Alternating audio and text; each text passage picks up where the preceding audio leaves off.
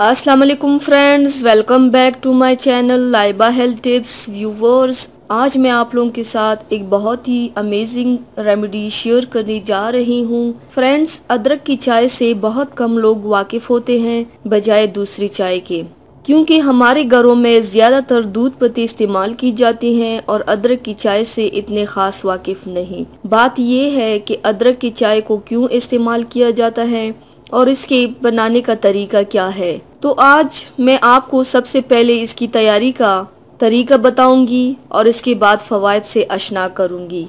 तो चलिए शुरू करते हैं, पर इसके पहले प्लीज़ मेरे चैनल को सब्सक्राइब कर लीजिए और बेल आइकन को दबाइए एवरी लेटेस्ट ब्यूटी अपडेट को सबसे पहले पाने के लिए। अदरक की चाय बनाने के लिए अज्जा: शहद 2 चाय के चम्मच, नींबू का रस 1 चाय का चम्मच, पानी 2 कप, ताज़ा अदरक 5 कुतले काटे हुए। बनाने की तरकीब: 1 अदद अदरक लेकर इसके छोटे छोटे टुकड़े बना लें। अब 2 कप पानी किसी बर्तन में उबालने के लिए रख दें। जब पानी उबलने को आए तो अदरक मिक्स कर लें। अदरक की चाय बिल्कुल तैयार है। याद रखिए कि 1 या 2 साल के बच्चे को इससे दूर रखिए। इस चाय का ज्यादा से ज्यादा इस्तेमाल हरगिज ना करें। खून या दिल की बीमारियों में अदरक बिल्कुल इस्तेमाल ना करें। जो लोग पहले किसी किस्म की दवा इस्तेमाल कर रहे हैं वो अदरक की चाय पीने से पहले एक बार डॉक्टर से जरूर मशवरा कर ले। ये मत समझिए कि अदरक की चाय को खतरनाक चीज है, बल्कि दुनिया में वाफर मिकदार में इस्तेमाल होने वाली चाय है।